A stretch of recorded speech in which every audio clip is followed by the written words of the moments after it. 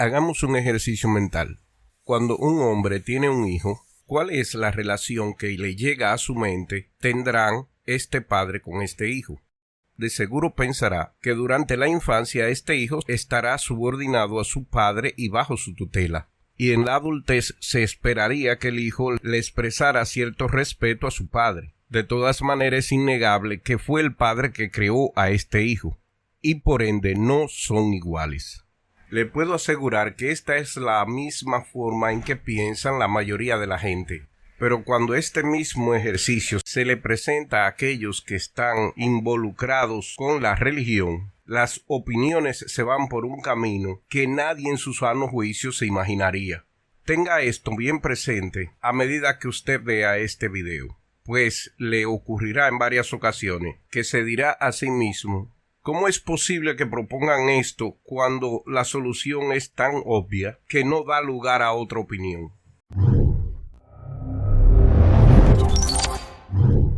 La Iglesia Católica históricamente ha dicho que ha destruido todas las herejías que le afectaron a través de la historia. Pero una vez usted se vuelve adulto y empieza a leer de otras fuentes que no son las católicas, se dará cuenta que esto no es verdad, que esas herejías siguen vigentes dentro del cristianismo actual, y que la Iglesia no pudo erradicar tales herejías, solo separarse de ellas. Hoy hablaremos de la herejía que más daño le ha hecho a la Iglesia Católica y al cristianismo en sus inicios. Hablaremos del arrianismo. Cuando se habla en público, aquí en YouTube o cualquier otra red social, del concilio más importante de la naciente Iglesia cristiana, y me refiero a aquel concilio que se llevó a cabo en el siglo IV de nuestra era, el Concilio de Nicea, se comenta de su importancia porque en él supuestamente se eligió el canon cristiano, u otras veces dicen que fue donde se decidió la Santísima Trinidad. Y es como si nadie se haya preocupado para buscar en alguna enciclopedia qué realmente ocurrió en tal concilio, porque ambas creencias de lo que allí ocurrió son erróneas. La primera mucho más que la segunda, porque en el concilio de Nicea ni se decidieron los libros que iban a estar en la Biblia, ni tampoco se decidió sobre si la Santísima Trinidad era verdadera o falsa. La pregunta obligada sería entonces, si este concilio fue convenido para otra cosa que no fuera esta, ¿qué diablos fue lo que se hizo en tal concilio para que éste sea importante? Bueno, ocurrieron muchas cosas, pero vamos a resumirlo de esta manera. Primero, que el mismísimo emperador del Imperio Romano, Constantino, fue quien convocó el concilio y además de eso lo presidió. Segundo, que allí se decidió la sustancia de Jesucristo, si éste era tan poderoso como su Padre, o si eran la misma cosa, o algo totalmente diferente. Y tercero, que allí se identificaron y condenaron lo que una facción a la cual Constantino apoyó del cristianismo consideraban herejías y heréticos.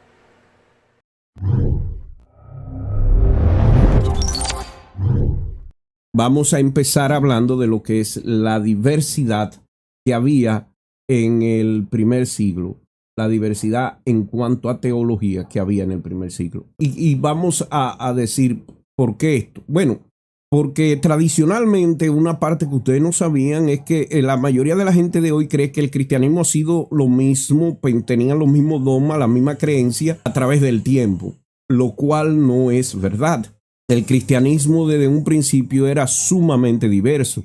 El hecho de que ahora tenemos un cristianismo aparentemente uniforme se debe a la tradición de esta iglesia de declarar herejías a toda aquella interpretación que difiera o no esté de acuerdo con lo que ellos consideran ortodoxia, o sea, la posición oficial de la iglesia. Ser catalogado de una herejía conllevaba consecuencias muy duras para aquellos condenados. Se les expulsaba de la iglesia, se les excomulgaba y se les quemaba toda la literatura que el grupo haya creado. Los líderes algunas veces eran ejecutados.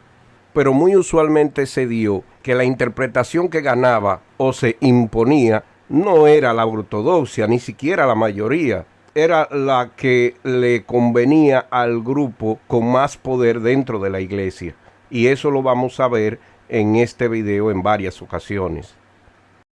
Y la ortodoxia era realmente lo que ellos consideraban lo puro, el auténtico linaje de la tradición cristiana, lo cual no es así, al final no fue así, pero así se veía y se sigue viendo. De lo que es ortodoxo es lo original y lo verdadero, y todo lo que es heterodoxo, o sea, aquellos que tenían pensamientos diferentes a lo que hoy es ortodoxia, era considerado herética y llegó a tal punto de ser castigado y reprimido con mucha violencia a través de la historia del cristianismo. La ortodoxia ahora es quién ganó la discusión, no quién era realmente lo tradicional.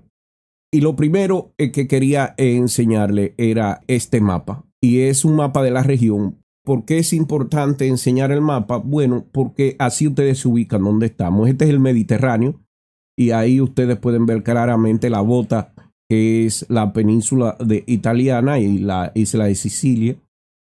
Y entonces está la otra península, que es todo lo que es Macedonia, lo que es donde está Grecia y todo lo que es Armenia y lo que era Yugoslavia anteriormente en esa área. Eso se le llamaba Macedonia. Y claro, ya lo que era la parte de Grecia y las islas de Grecia. Y si siguen moviéndose hacia la derecha, van a ver que eso donde dice Asia es donde está Turquía hoy. Y eso era lo que se llamaba Asia Menor en ese tiempo. Como ustedes ven en este mapa, van a ver a su derecha, aquí está la zona de Palestina, donde está Jerusalén y donde están otras ciudades. Ahí donde está el puntero están las ciudades importantes de Jerusalén y Cesarea. Cesarea ya está al norte de Jerusalén. Y si siguen, verán a Tiro, a Sidón, a Antioquía, y después aquí está Tarso, que es de donde viene Pablo. Todo esto que se llama Asia Menor y Galacia, Asia Menor y eso, es lo que hoy es Turquía. Ahí está Pánfila, la región de Pánfila, y aquí está Rodas, y más luego veremos a Samos y a Efeso. Ya ustedes saben que Pablo escribió carta a esa ciudad. Hay otra Antioquía que está en Asia Menor, en la zona de Galacia, que es que no es la misma que la que yo le mencioné, ¿verdad? Una está aquí y otra ahí. Y después verán otras ciudades importantes como son Filipi, Neápolis, Anfípolis, Apolonia y Tesalónica. Hay carta de Pablo, la falsificada a Filipi, hay otras reales a Tesalónica, dice tesalonicense. Después viene Atenas, que esta ya estamos en Grecia, Atenas, y cerca de Atenas está Corinto, a lo cual también Pablo escribió. O sea que habían iglesias aperturadas por Pablo en esas ciudades. Y claro, más aquí arriba está Italia con Roma. Pero más o menos yo voy a hablar mucho de esta zona aquí. Y como siempre yo le pongo la cronología para que estemos bien claros. Recuérdense que los años no se medían como lo medimos ahora. En esos tiempos los años se medían de acuerdo a la cantidad de años de un emperador. A los 5 años de Diocleciano, 2 años de Nerón, etc. Se medían de acuerdo al emperador. Pero una vez se creó el calendario, los historiadores lo que hicieron es que igualaron esos años con los años en base al calendario juliano y después al gregoriano. Y por eso nosotros podemos darles estos años, pero para ese tiempo ellos no decían que estaban en el siglo primero, ni en el año 1, ni nada de eso. ¿Cómo empieza esta historia? Bueno, esta historia empieza, se cree que nació una persona llamada Jesús en Palestina. Él nació después del reinado de Herodes, que fue sustituido por sus hijos. Para el tiempo que nació Jesús fue cuando el Imperio Romano se apropia del área de Judea y la convierte en una provincia romana, con un gobernador o una persona nombrada que era quien representaba al imperio, y también no solamente los representaba, sino que ejercía la autoridad del imperio. Por el año 14 de ese primer siglo, y vuelvo y le digo, esto no es exacto, son que tienen cierto margen de error, Tiberio César se convierte en emperador de Roma. Para el año 19 los judíos son expulsados de Roma, y en el año 27 de este primer siglo es que una figura llamada Juan el Bautista empieza su ministerio en el área de Palestina. Juan Bautista sí era un personaje conocido. Era tan conocido que Flavio Josefo le dedica una gran parte de su libro, Antigüedades de los Judíos, a describir quién era Juan el Bautista y qué había hecho. Jesús no. Y yo en un directo anterior dije por qué yo pienso que el pequeño parrafito que Flavio Josefo supuestamente pone en su libro es totalmente falso. Fue una añadidura que más luego fue interpolada, y que estoy seguro de que Flavio Josefo nunca mencionó a Jesús. Pero Jesús se bautiza con esta figura grandísima, Juan Bautista, que era en sí jefe de una secta de judíos. Recuérdense que hasta este momento todo lo que estamos hablando son judíos que vivían en Judea, en el área de Palestina, en los alrededores de Jerusalén o más hacia el norte. O sea que estas eran gente que creían en la religión judía. Juan el Bautista, que era la persona reconocida de una de estos movimientos o sectas, bautiza a Jesús.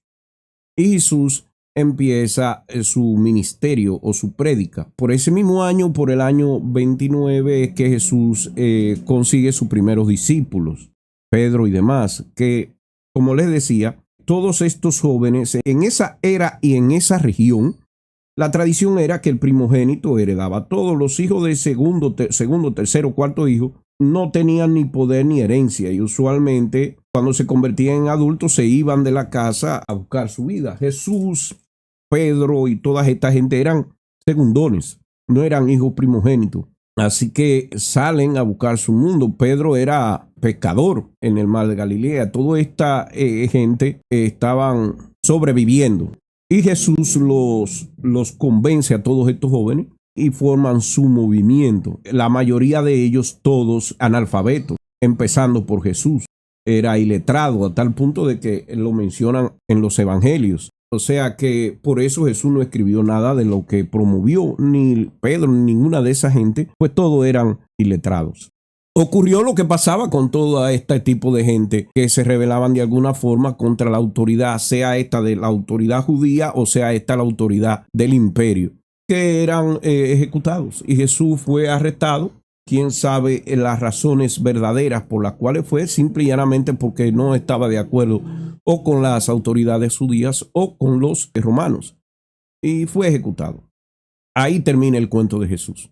Los que quedan de Jesús, sus seguidores, simple y llanamente vuelven a su vida de sobrevivir, promoviendo esta religión y tratando de vivir de ella, de este movimiento.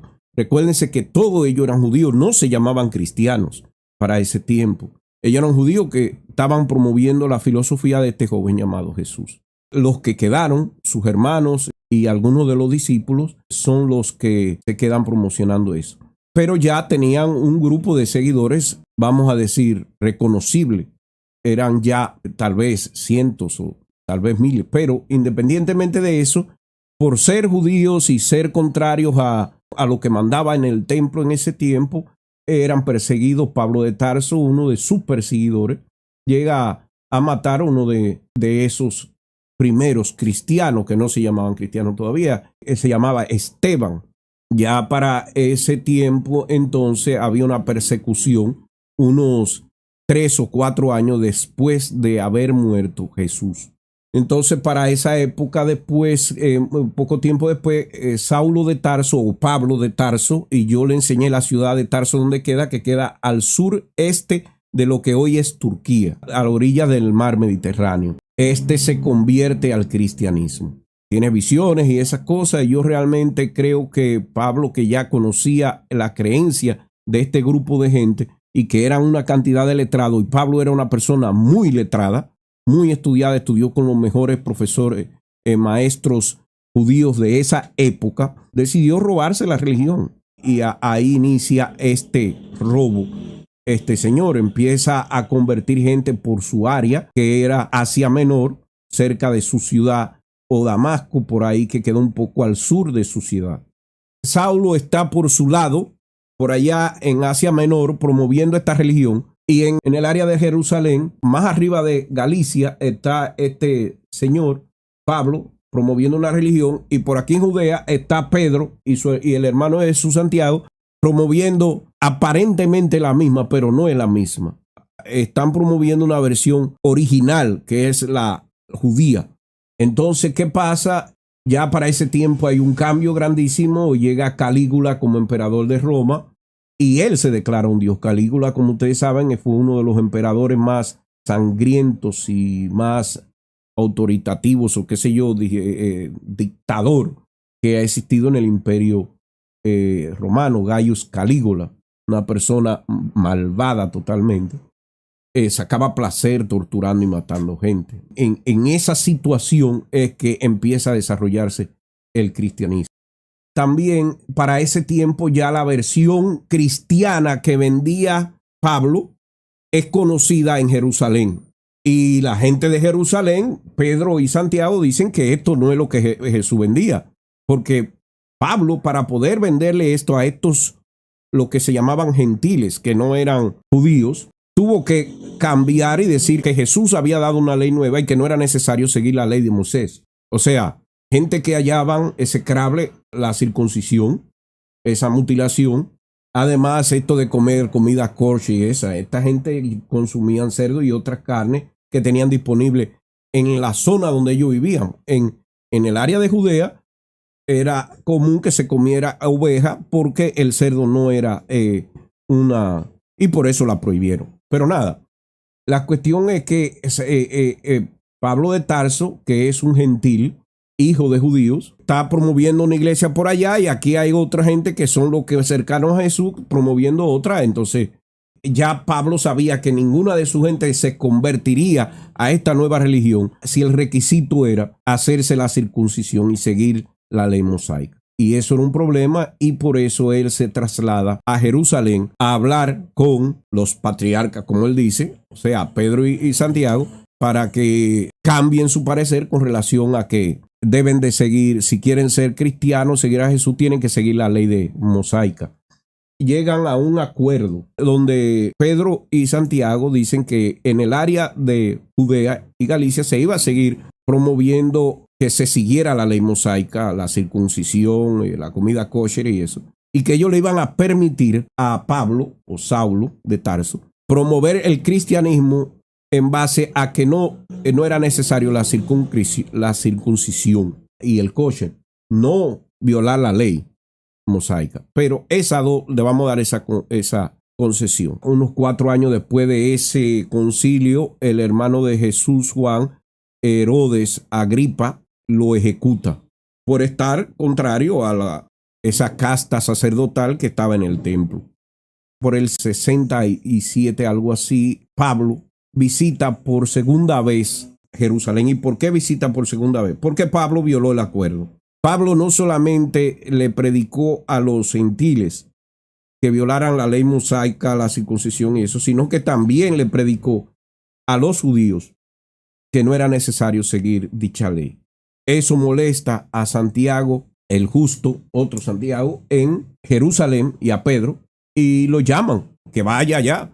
Pablo, yo le hice bien la historia, Pablo va con ofrenda de dinero, ellos la rechazaron y le dicen que tiene que ir al templo a declarar que él cree en el Dios de las Escrituras, que para ese tiempo en el Antiguo Testamento no había otras escrituras, y que realmente había que seguir la ley mosaica.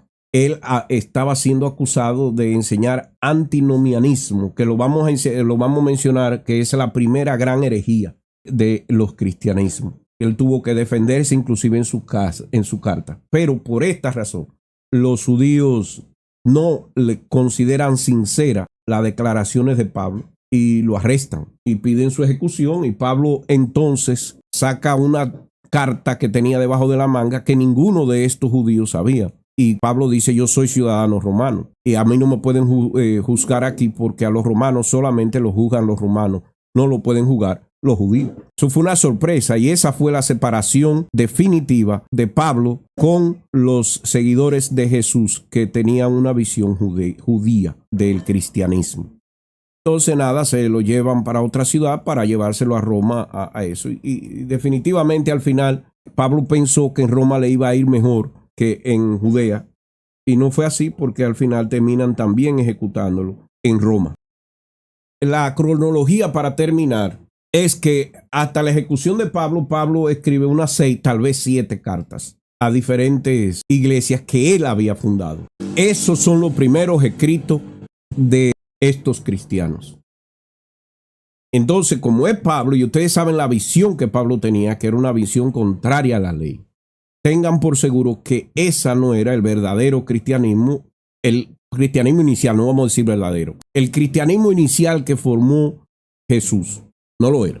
Unos 40 años después de la muerte de Jesús, se escribe el primer evangelio, que es la primera biografía, es una biografía de este señor. Y tal como dije anteriormente, no habla nada de la niñez de Jesús, ni la juventud, ni nada de eso. Simple y llanamente describe el ministerio y cómo termina la historia de Jesús siendo ejecutado. Ni siquiera trata la parte de la resurrección. Claro que María Magdalena va y encuentra la tumba vacía y el muchacho que está ahí le dice que él ha resucitado. Después todo lo demás se lo pegaron. Hasta ahí. Pero Marcos no elabora.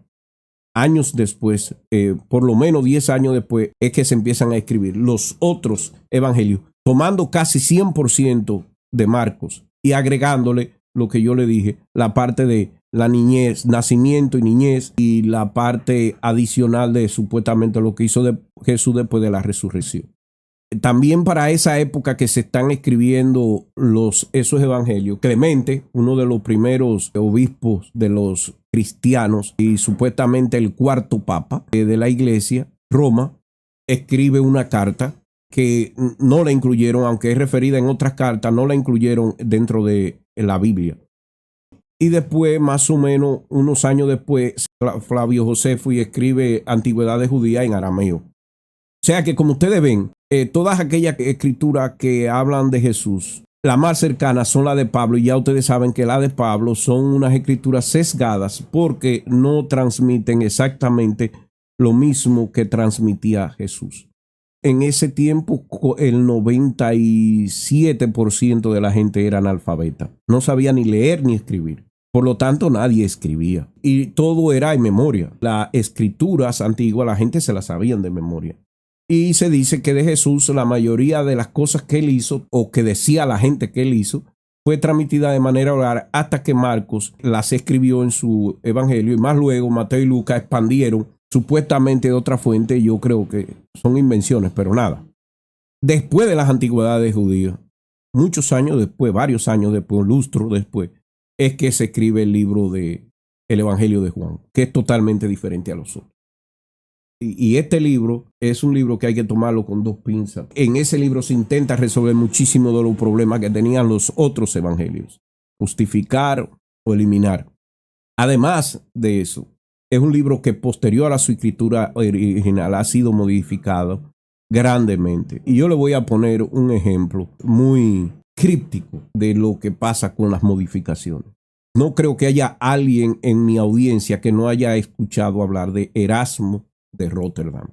Ustedes saben que Erasmo de Rotterdam fue un religioso muy reconocido y filósofo y todo. Bueno, pues nada, él hizo una traducción y compilación. En su traducción, en el libro de Juan, hay una parte que no está, que en nuestra Biblia dice que el Padre, el Hijo y el Espíritu Santo es uno. Grandes clérigos de la iglesia fueron donde Erasmo y le dijeron, pero ¿por qué tú no incluyes esto? Y Erasmo le dijo, no, pero ninguno de los manuscritos que yo tengo, y él tenía muchos para hacer esa traducción, ninguno de mis manuscritos tienen eso. Yo no lo incluí porque no está en el manuscrito. Entonces, pero tú no puedes hacer eso, porque si tú no incluyes eso, se cae la doctrina entera de la iglesia, que es de la Trinidad, que es una de las grandes razones por las cuales se crearon tantas herejías en la iglesia y mucha gente murieron y hubo varias divisiones. Y Erasmo lo que le dice, bueno, consígame un manuscrito que tenga esa parte y entonces yo lo incluyo. ¿Y qué ustedes creen que hicieron los líderes de la Iglesia Católica de ese tiempo? Le hicieron un manuscrito a Erasmo que tenía esa parte, y Erasmo en la segunda edición de su Biblia incluye la parte de Juan donde dice que el Padre, el Hijo y el Espíritu Santo eran una sola persona. Entonces, por eso que ustedes ven que el Evangelio de Juan, para mí, no es tan relevante a la historia cristiana. Esto es cuando se estima que se escribieron estas cosas, porque no sabemos exactamente cuándo, no tenemos ninguna copia u originales de ninguno de esos documentos. Cuando ustedes hablan con un apologista, le dice, sabemos que es verdadero porque hay 5.700 manuscritos de la Biblia. Y no todos son iguales, tienen un reguero de errores, pero no importa. 5.700, entonces tú crees, diablo, pero la evidencia es abrumadora. No, más del 94% de esos manuscritos fueron escritos después del siglo X de nuestra era, después del año 900 de nuestra era. Más del 94%. Y de ahí para acá es que se pueden conseguir copias completas. Casi todas las copias anteriores al siglo IX de nuestra era, con algunas excepciones, no son copias completas, sino meros fragmentos. No están completos, pedacitos. ¿Cuál es el más viejo de todo esto? El famoso papiro P52 que está en la librería Rylands, en la primera mitad del segundo siglo. Pero ustedes se creen que fue que consiguieron una Biblia. No, ese fragmento es del tamaño de una tarjeta de crédito, alguna 2 pulgadas por 4 pulgadas. Ese es el fragmento más viejo que tenemos de la Biblia. Y fue escrito 25 años después de que supuestamente se compuso el Evangelio de Juan. Porque ese fragmento es en realidad del Evangelio de Juan, el último que se escribió. Después de eso, por ahí por el 142, 144, que es ya en el segundo siglo, aparece una persona llamada Marcio de Sinope. Y yo le enseñé en el mapa dónde está Sinope. Tuvo un movimiento, mucha fuerza dentro de los cristianos. Entonces, a mediados del primer siglo, tenemos una religión naciente que tiene los siguientes dogmas, que sigue las escrituras judías, que tiene por Dios al Dios Yahvé y al Espíritu Santo de éste, pero que además ahora le añade que tienen un Cristo, un Mesías, un ungido, a quien le llaman Jesucristo, que ha sido enviado para salvar a la humanidad, y éste murió por nuestros pecados. Y él mismo es reverenciado al igual que Yahvé y el Espíritu Santo. O sea, que ahora tenemos una situación como de 3 entidades divinas. Pero como solo hemos hablado de Dios el Padre y Jesús el Hijo, ¿por qué se incluye esta otra entidad que llamamos el Espíritu Santo en la Trinidad? ¿De dónde viene este Espíritu Santo? Bueno, viene de que en la Biblia Jesús menciona al Espíritu Santo, que se los va a mandar a sus discípulos. O sea que existe algo que se llama Espíritu Santo que ellos no lo pueden eliminar. Pero además la Biblia dice de que fue el Espíritu Santo quien hizo la Inmaculada Concepción con la Virgen María. O sea que hay una entidad innegable. Pero ¿cuál es el origen de esta entidad innegable? Este origen viene del judaísmo, principalmente en el concepto del Ruach HaKodesh. Y hay varios Ruach. Ruach Elohim, que es el Espíritu de Dios. Ruach Yahvé, el Espíritu de Yahvé. And the Ruach HaKodesh, que es el Espíritu Santo, en el Viejo Testamento. Por lo tanto, esta nueva religión que nace del judaísmo y copia muchos de sus preceptos, si tiene un nuevo Dios, entonces tiene que tener un nuevo Ruach, el Ruach Cristo, el Espíritu de Jesucristo. Tampoco podían negar que una gran parte de los cristianos pensaban que Jesús era un espíritu. No había ningún tipo de controversia con quién era Dios. Bueno, por ese tiempo la palabra Dios no tenía mucho sentido. El Señor, el Padre, Yahvé. Pero entonces aparece este Jesús, que sus seguidores quieren llamarle Dios o algo parecido a ello. Pero ya existía el Dios de los judíos, claramente definido. Entonces, ¿cómo definimos a este Dios? y somos monoteístas. Por lo tanto, esta divinidad que se le dé a Jesús tiene que ser una divinidad totalmente compatible o similar a la del Dios de los judíos, Yahvé. Y es este dilema la gran cruz que va a tener que llevar esta nueva religión por el resto de su existencia. El hecho que al tratar de hacer a Jesús una divinidad, claramente estaban creando una religión con dos dioses, Yahvé y su manifestación, el Espíritu Santo, y Jesús. Y para hacer a Jesús una divinidad o un Dios, tenía que tener la misma sustancia de estos dos primeros. Y este ha sido el mayor problema de esta nueva religión, toda su historia, porque nunca sus miembros se han puesto de acuerdo sobre la naturaleza o el rol de Jesús con relación al Padre y al Espíritu Santo. Y es así que nacen las herejías, usualmente todas ligadas a la cristología, a la forma de cómo se veía a Jesús, si espiritual, si terrenal, si un hombre, si divino, si medio divino, si creado, adoptado, hecho, etc. En lo que sí todo el mundo estaba de acuerdo en ese tiempo era en la subordinación. Jesús estaba subordinado a su Padre, el Dios de los judíos. Y es así que se llega a una religión que para cubrir todas las bases de sus seguidores tiene tres deidades, pero como se considera una religión monoteísta, tres deidades es polisteísmo. Así que la solución salomónica sería poner las tres en una sola persona. Y vamos a clasificarla antes de yo hablarles específicamente de estas herejías. ¿Cuáles fueron los temas que provocaron grandes diferencias en la forma de cómo se veía el cristianismo? ¿Cuáles eran los temas que crearon estas diferencias que más luego fueron llamadas herejías? Y la primera de todas y la más importante de ellas es aquella para determinar quién era Dios Padre. ¿Era este el Dios de los judíos, Yahvé, u otro Dios? ¿Era Dios Padre el mismo que Jesús o el Espíritu Santo? En los primeros cristianos en este primer siglo, para los que no lo saben, había muchos de los cristianos que decían que el Dios de los judíos no era el Dios de Jesús, no era el Dios que Jesús promovía. Y yo le voy a dar detalles cuáles herejías decían esto. La segunda razón y la que más problema trajo a la iglesia hasta el día de hoy se las trae y creó más herejía fue las herejías alrededor de la cristología. ¿Quién era Jesús? ¿Cuál era su posición dentro de la iglesia o su relación con Dios? ¿Era Jesús Dios o no lo era? ¿Era Jesús divino o era hombre? Y dentro de esta cristología, las que habían eran el origen de Jesús, ¿verdad? Si fue creado por Dios, si fue adoptado por la iglesia, por Dios, si era simple y llanamente hijo de José y María, etc. La segunda era si este Jesús era divino, si era una divinidad o si tenía poderes de divinidad.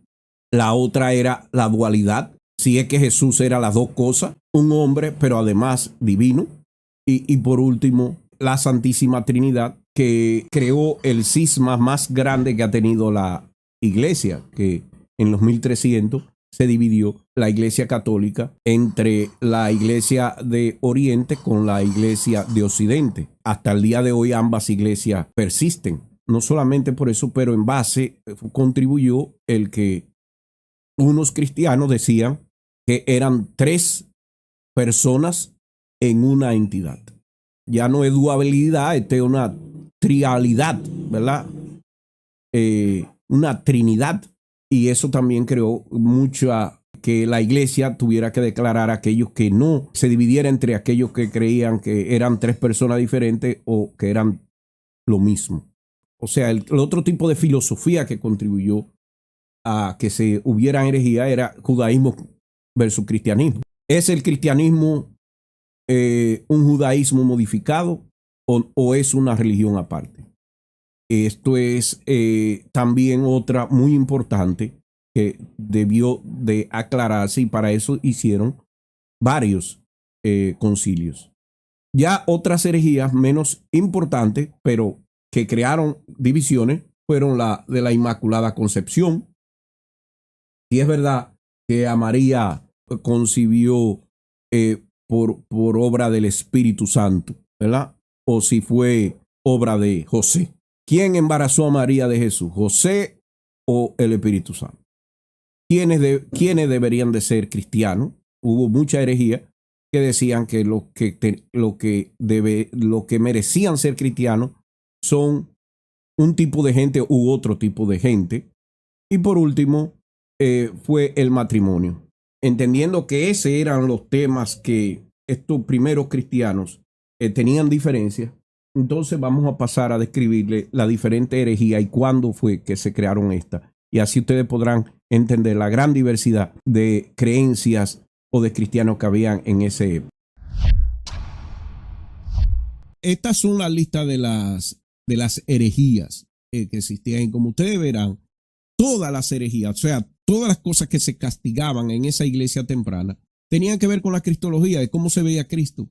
Porque había una gran división entre si Jesucristo era santo, era hombre o no lo era, etcétera, etcétera. Esa era la gran discusión. Y entonces aquí les voy a presentar las diferentes herejías y explicárselas para que ustedes vean.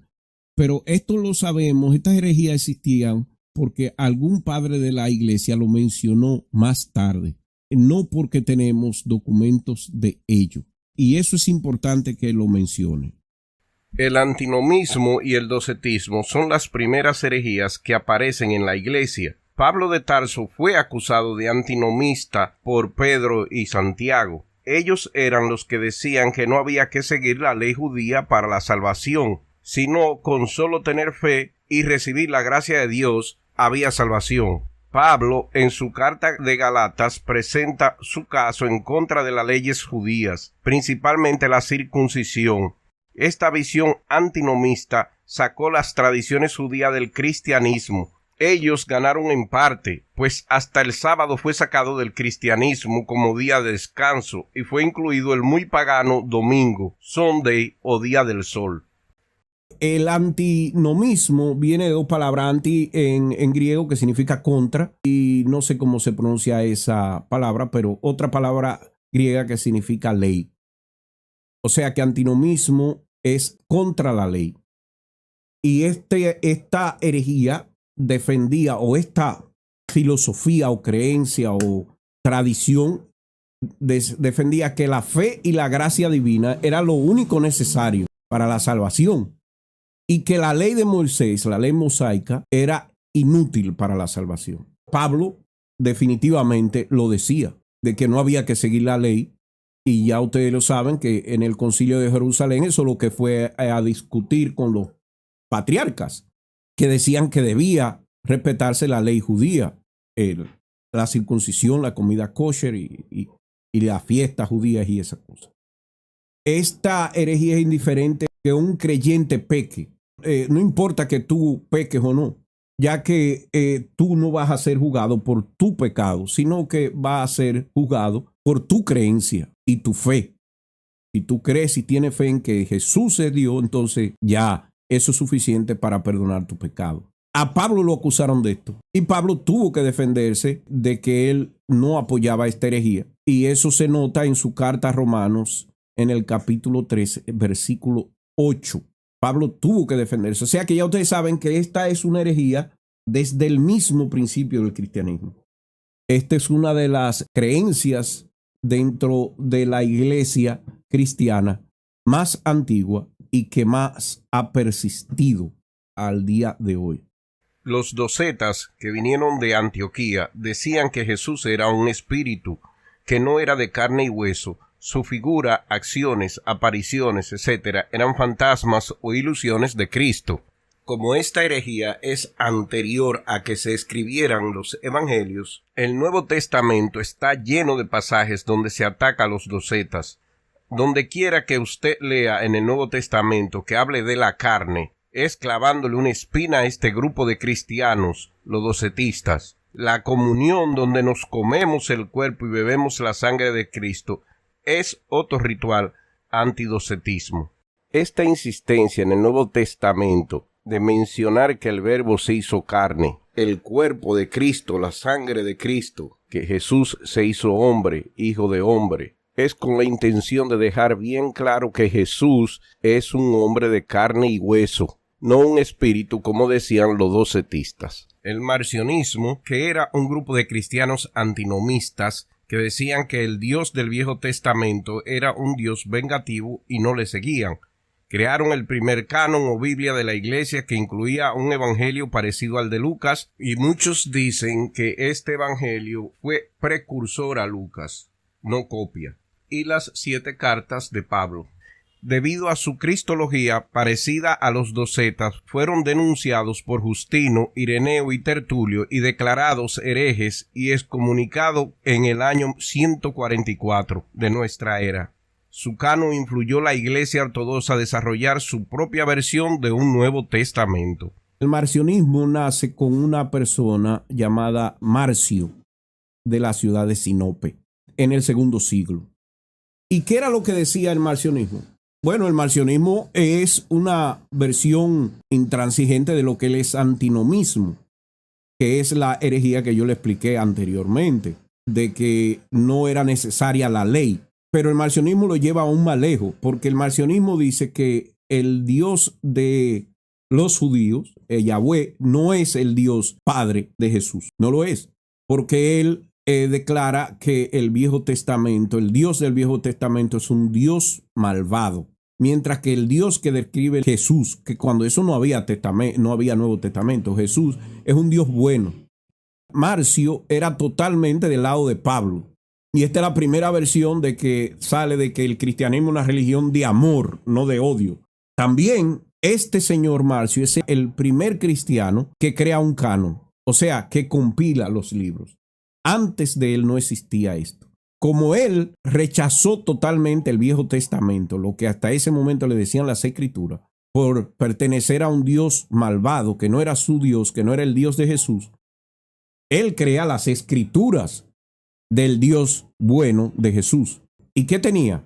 Claro, tenía las cartas de Pablo, que eran 6, posiblemente 7, y además de esas cartas estaba un evangelio que era el evangelio de Lucas, que él había modificado. Tenía unos cambios principalmente para representar su creencia de que el Dios de Jesús no era el Dios de los judíos, no era Yahvé. Ese es el primer canon. Señores, Marcio tuvo tanto éxito, tanta diseminación, tantos seguidores, que obligó a la iglesia a lidiar con ello. Pues más luego la iglesia se vio obligada a crear un compendio de libros, tal como lo hizo Marción. A dicho compendio le llamaban códices o Biblia. Al día de hoy mucha gente dice que el Dios de Jesús es diferente al de los judíos, que es un Dios de amor, y el Dios del Viejo Testamento es un Dios malvado. Todavía persiste el marcionismo. Es una realidad innegable. Tiene similitudes con el gnosticismo que vino después, pero en otras cosas tiene grandes diferencias. Marción era obispo en Roma en el 144, o sea, el segundo siglo. Muchos cristianos que se le oponían, incluyendo Tertulio, escribió contra él. Hay un famoso libro de Tertulio llamado Contra Marcio, del 207, donde condena el marcionismo. Y vuelvo y repito, el marcionismo continuó diseminándose por todo el mundo cristiano y todavía persiste en gran manera, tanto en el mundo, en el occidente como en el oriente. De los escritos de Marcio no existe nada. Sabemos de esta herejía y de lo importante que fue por ese escrito de Tertulio llamado Contra Marcio. Es referencia a muchas de las escrituras de Marcio. ¿Por qué? Porque todos los libros de Marcio fueron destruidos. Y vamos a seguir con las herejías y ya tenemos bien claras las dos principales que persisten. Yo le quiero poner este video de Bart Ehrman, que ha escrito muchos libros y casi todo el mundo lo conoce. Creo que tiene muchas verdades, aunque también mete la pata en algunas cosas. O sea, como todos, no es una persona perfecta, pero es una persona reconocida como una autoridad del tema. Solamente con esta herejía yo le voy a poner qué opina él de Marcio, de su palabra. Se lo voy a traducir porque no me dio tiempo ponerle subtítulos. Así que vamos. Marcion was probably the most important Christian thinker of the 2nd century. Marcio era probablemente el pensador más importante cristiano del segundo siglo. Eso es, el segundo siglo empieza en el 101 hasta el 200, ¿verdad? He was a kind of a teacher philosopher type from Dice que era un tipo de profesor o filósofo de esa época.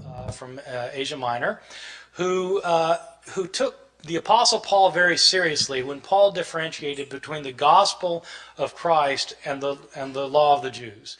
¿Ok?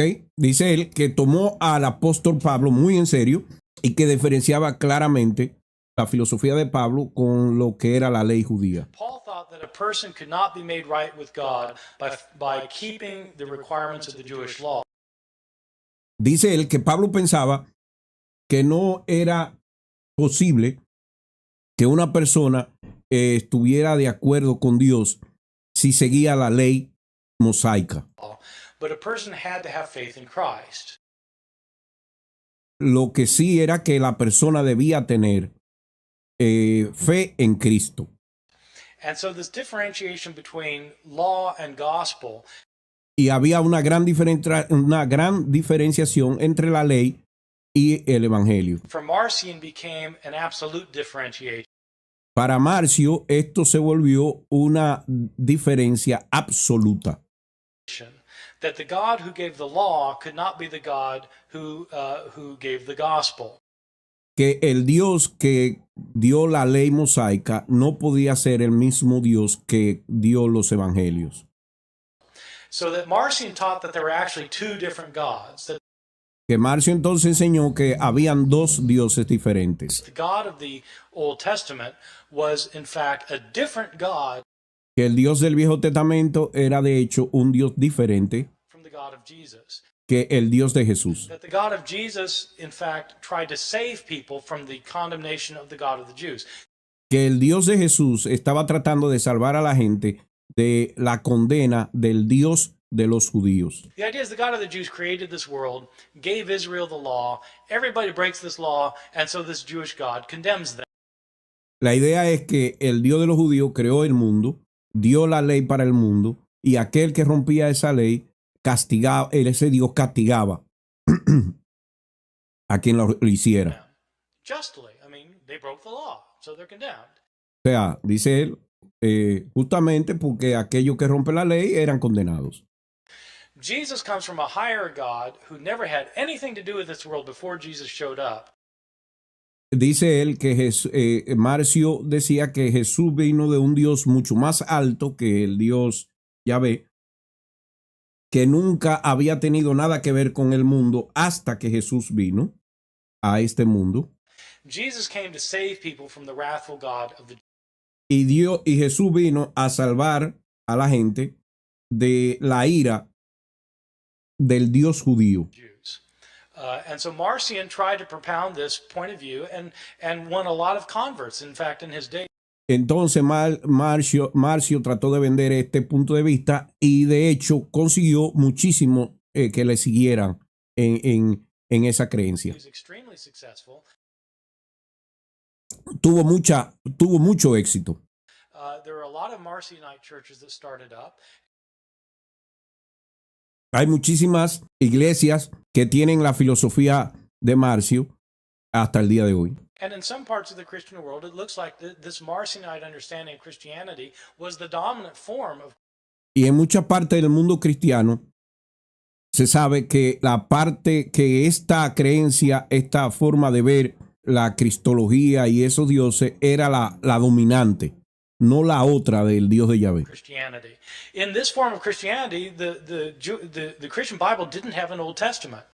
En esta forma de cristianismo, la Biblia de los cristianos no tenía el Viejo Testamento. Because that was the book of the Jews, and it had the Christian New Testament consisted of Paul's letter.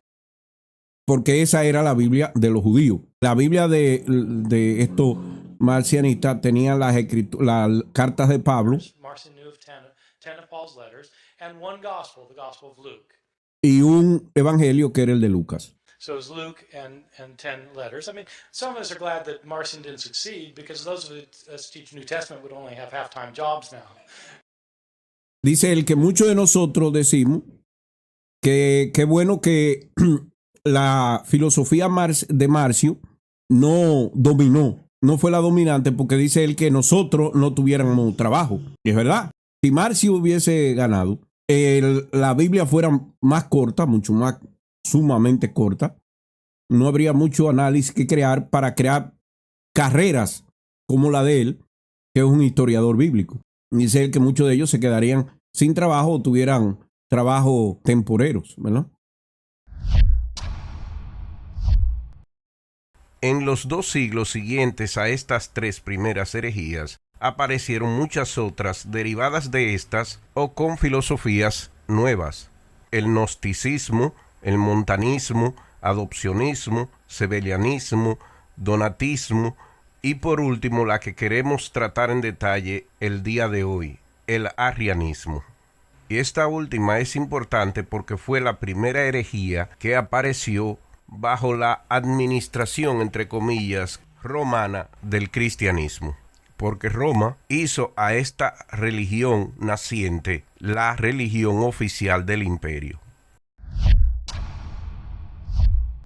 El emperador Constantino I, también llamado Constantino el Grande, dirigió el imperio romano desde el 306 al 337 de nuestra era, unos 31 años. Constantino decidió convertirse al cristianismo en el 312 de nuestra era.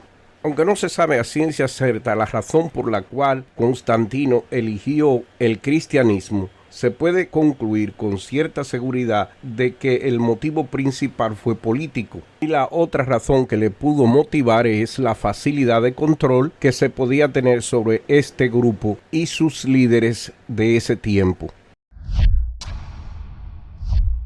¿Y quién fue este Arrio que alrededor suyo se formuló la controversia ariana?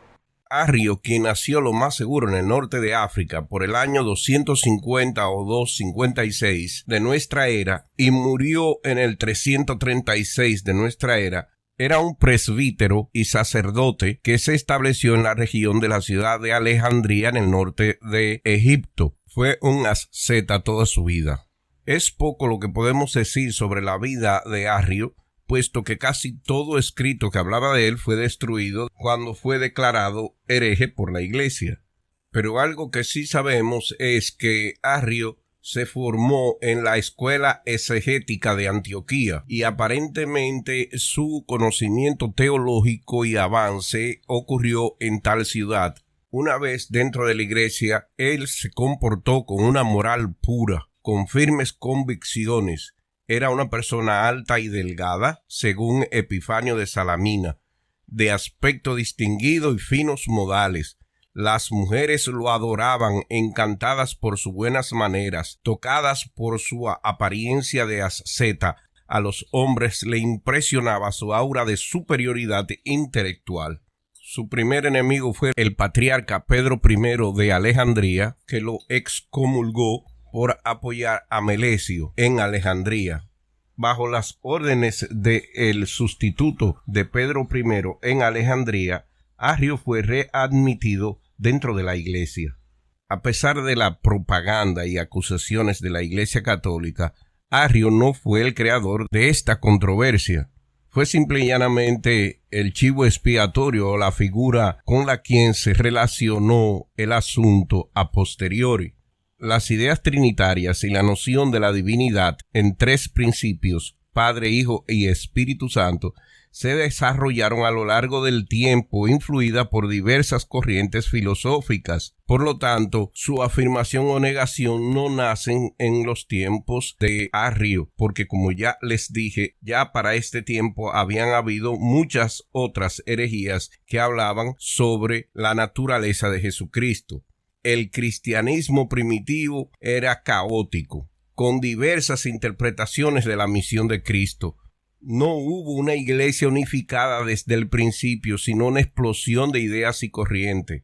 Esta controversia ariana surgió en torno a Arrio, quien no lideraba una escuela de pensamiento única, pero defendía la subordinación del Hijo al Padre y la unicidad y atemporalidad de Dios. Pero no solamente él, grandes padres de la iglesia tenían esta forma de pensar para ese tiempo. Muy contrario a la creencia común y a la propaganda católica, los arrianos no negaban la divinidad de Jesús, pero cuestionaban la relación entre el Padre y el Hijo, defendiendo la subordinación del Hijo al Padre. Él no es consustancial o musion con el Padre, y por lo tanto no es como él. Pero independientemente de esta controversia, una vez los emperadores Licinio y más luego Constantino prácticamente legalizaran y formalizaran el cristianismo dentro del Imperio Romano, estoy seguro que nunca se imaginaron que sería esta iglesia la que dividiría el imperio. Esta fue la iglesia que heredó Constantino, una iglesia dividida con muchísimas ideas diferentes y en confrontación constante sobre la naturaleza de Cristo. Constantino era consciente de las numerosas divisiones que existían en el seno del cristianismo, incluyendo esta cuestión que explotó por el 318 de nuestra era, por lo que, siguiendo la recomendación de un sínodo dirigido por Ocio de Córdoba en ese mismo año, decidió convocar un concilio ecuménico de obispos en la ciudad de Nicea, donde se encontraba el Palacio Imperial de Verano. La naturaleza de lo divino en Jesús y la naturaleza de la relación de Jesús con Dios Padre iba a ser el punto principal de dicho concilio. El emperador Constantino convocó el concilio de Nicea en el 325 para abordar la controversia ariana que cuestionaba la relación entre Dios Padre y Jesús. Constantino no estaba ni a favor ni en contra de esto. Él solo quería que la iglesia se unificara bajo un solo dogma. En el concilio participaron docenas y docenas de obispos de la iglesia cristiana por todo el mundo antiguo. Digo, hay que admitirlo. ¿Quién se iba a perder un verano de vacaciones con todo pago en el palacio de vacaciones de verano del emperador romano? Participaron de un lado los que apoyaban una sola sustancia, Alejandro de Alejandría y eventualmente Atanasio, y del otro lado el presbítero de Alejandría, Arrio. También estaban los obispos Eusebio de Nicodemia, familiar de Constantino, y Eusebio de Cesarea.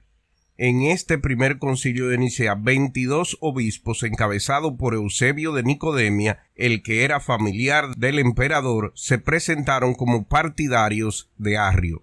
Arrio, dentro de sus argumentos, apeló mucho a las Sagradas Escrituras, principalmente al Evangelio de Juan en su capítulo 14, versículo 28, donde Jesús dijo de sus propios labios: «El Padre es mayor que yo», y además de la epístola de Pablo a los Colosenses, capítulo 1, versículo 15, donde el apóstol Pablo, bajo inspiración divina, afirmaba que Jesús fue la primera creación de Dios o el primogénito de toda la creación. Por lo que Arrio insistió en que la divinidad del Padre era mayor que la del Hijo y que el Hijo estaba bajo el Dios Padre y no era igual y eterno como él. En un principio, la facción de Arrio estaba ganando el argumento, principalmente porque todo el mundo apoyaba la subordinación de Jesús al Padre. Pero Atanasio, que en este concilio demostró ser un maestro manipulador, en vez de atacar a la subordinación del Hijo al Padre, introdujo el concepto de homoousios, o la misma sustancia, que aparentemente él sabía iba a provocar a Arrio y su gente a tomar posiciones intransigentes, como de hecho ocurrió, y así en los tiempos de Ocio, Atanasio se dedicó a cortejar los obispos contrarios para que se salieran de ese lado intransigente y fueran más razonables. Cuando regresaron del descanso, ya Arriano no tenía la mayoría de los obispos de su lado, lo que el emperador aprovechó para fijar su posición, que ahora era contraria a Arrio, y al final fue condenado, tanto él como su postura. Es así que el concilio formuló el credo niceno, que fue diseñado a propósito contra el arianismo. Pero nada pasó a los obispos que estuvieron del lado de Ariano y muchos que continuaron aún después de la sentencia apoyando tal postura e interpretación. Ahora le presentaremos el credo de Atanasio, el credo de Nicea y el edicto final del emperador, donde condena a Arrio y sus escritos. Credo de Atanasio. Y la fe católica es esta, que adoramos a un solo Dios en la Trinidad y a la Trinidad en la unidad, sin confundir las personas ni separar la substancia, porque una es la persona del Padre, otra la del Hijo y otra la del Espíritu Santo, pero el Padre y el Hijo y el Espíritu Santo tienen una sola divinidad, gloria igual y coeterna majestad. ¿Cuál es el Padre? Tal es el Hijo y tal es el Espíritu Santo. El Padre increado, el Hijo increado y el Espíritu Santo. Incomprensible el Padre, incomprensible el Hijo, incomprensible el Espíritu Santo. Eterno el Padre, eterno el Hijo, eterno el Espíritu Santo. Y sin embargo no son tres eternos, sino un solo eterno, así como tampoco son tres increados ni tres incomprensibles, sino un solo increado y un solo incomprensible. Igualmente, el Padre es omnipotente, el Hijo es omnipotente, el Espíritu Santo es omnipotente, y sin embargo no son tres omnipotentes, sino un solo omnipotente.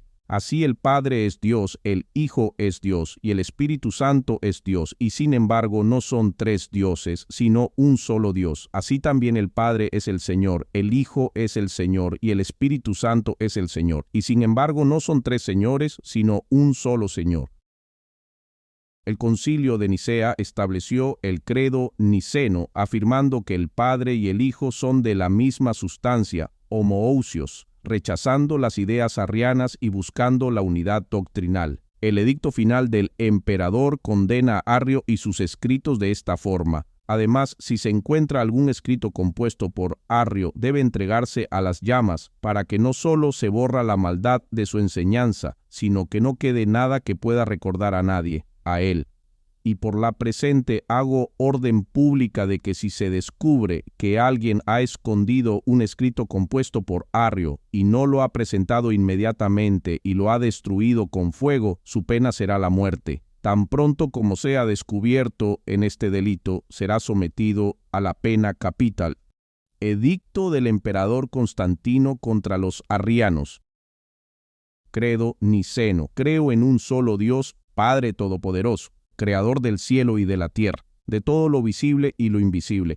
Creo en un solo Señor, Jesucristo, Hijo único de Dios, nacido del Padre antes de todos los siglos, luz de luz, Dios verdadero de Dios verdadero, engendrado, no creado, de la misma naturaleza del Padre, por quien todo fue hecho, que por nosotros, los hombres, y por nuestra salvación, bajó del cielo. Por obra del Espíritu Santo se encarnó de la Virgen María y se hizo hombre, y por nuestra causa fue crucificado en tiempos de Poncio Pilato, padeció y fue sepultado, y resucitó al tercer día, según las Escrituras, y subió al cielo, y está sentado a la derecha del Padre, y de nuevo vendrá con gloria para juzgar a vivos y muertos, y su reino no tendrá fin. Creo en el Espíritu Santo, Señor y dador de vida, que procede del Padre, que con el Padre y el Hijo recibe una misma adoración y gloria, y que habló por los profetas, y en la Iglesia, que es una santa, católica y apostólica. Confieso que hay un solo bautismo para el perdón de los pecados. Espero la resurrección de los muertos y la vida eterna. Amén.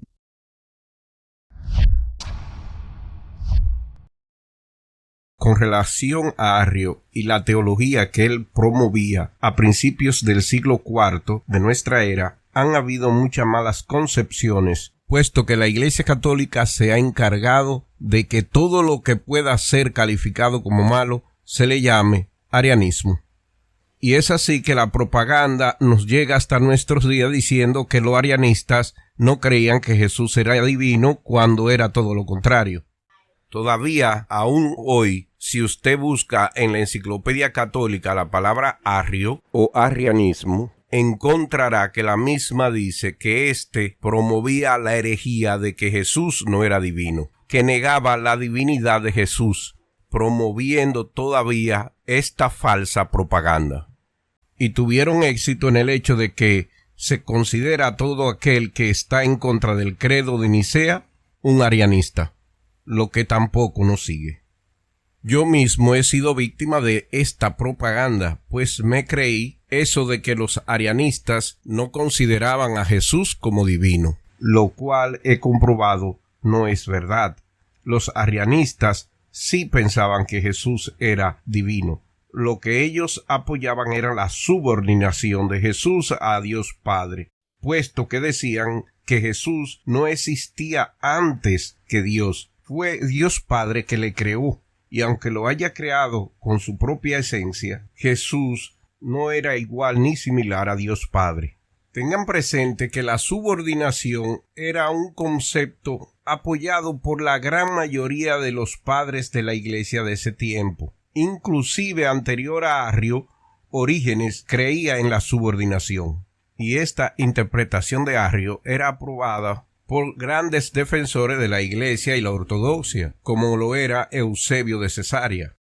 En la Talia, una carta escrita por Arrio que conservamos al día de hoy, se explica claramente cuál era la interpretación o visión de Arrio y sus seguidores con relación a la naturaleza de Cristo. Obviamente, Dios no se crea a sí mismo, por lo tanto Jesús no se creó a sí mismo.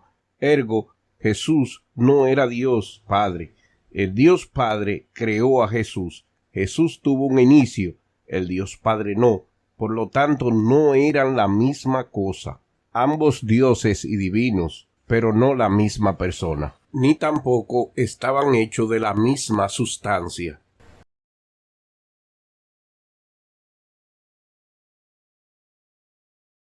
Después del Concilio de Nicea, la familiaridad y cercanía de Eusebio de Nicomedia con el emperador Constantino y el imperio resultó ser clave para la subsistencia del pensamiento arriano.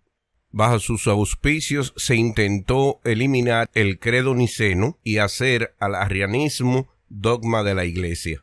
Su influencia fue tal que ya en su lecho de muerte, Constantino el Grande se dejó bautizar por Eusebio de Nicomedia al arrianismo. Más luego sus hijos, siendo emperadores, apoyarían esta filosofía. Y es que con estupideces como las que aparecen en el credo de Atanasio, de que el Hijo no fue creado, sino engendrado, como si hubiera una diferencia en ello, u otras estupideces como el Padre es eterno, el Hijo es eterno y el Espíritu Santo es eterno, y sin embargo no son tres eternos, sino un solo eterno. O cosas ilógicas como la negación de la transitividad de la Trinidad. En lógica, si A es igual a B y B es igual a C, es innegable que A sea igual a C. Sin embargo, en la doctrina de la Trinidad no es así. El Padre es igual al Hijo, el Hijo es igual al Espíritu Santo, pero el Padre no es igual al Espíritu Santo. La influencia ariana persistió y en algunos momentos incluso prevaleció. No fue hasta el Concilio de Constantinopla, en el 381, que la versión modificada del credo niceno se estableció oficialmente como la posición ortodoxa. La posición ariana evolucionó y fue modificada a lo largo del tiempo. Incluso se menciona a los neo-arrianos en el siglo IV, quienes continuaron la tradición, pero sus creencias podían variar considerablemente. La aceptación del arrianismo por algunos emperadores y concilios posteriores, como el de Tiro en 335, muestra la complejidad y variabilidad de las creencias en la Iglesia. La visión de Arrio y los arianos fue considerada legítima por muchos durante un tiempo, y teólogos tempranos como Clemente de Alejandría compartían ideas de subordinación similares. El término arianismo es problemático, ya que se usó ampliamente para etiquetar a cualquier persona que no estuviera de acuerdo con el credo niceno, incluso si tenían diferencias significativas entre ellos. Muchos cristianos alemanes son arrianistas, pues fueron convertidos en el siglo V. En Alemania, por siglos, los alemanes dirigieron el dogma católico bajo la creencia arriana. La Iglesia de Jesucristo de los Santos de los Últimos Días, Iglesia Sud, tiene una filosofía parecida. Los testigos de Jehová enseñan que el Hijo es un ser creado y que en realidad no es Dios. Algunos cristianos del movimiento unitario universalista están influenciados por las ideas arrianas. Aun cuando hayamos terminado con el tema del arianismo, este no es el fin del sufrimiento de la Iglesia Católica y del Imperio Romano que le apoyaba, puesto que por agregar la cláusula filioque, una oración de solo 3 palabras, y del Hijo, la Iglesia en el siglo XI sufre el cisma más grande cuando la Iglesia Ortodoxa se separa de la Iglesia Católica Romana. Esta controversia se llamará la doble procesión del Espíritu Santo o la muy famosa cláusula filioque o la cláusula del Hijo, que es donde se agrega al credo que el Espíritu Santo proviene del Padre y del Hijo. Eso de y el Hijo no estaba en el credo original y se incluyó para hacer a la Trinidad más completa. Pero esa fue la gota que rebosó el vaso de aquellos arianistas y la ortodoxia romana. Pero eso será tema de otro video. Muchas gracias por su atención.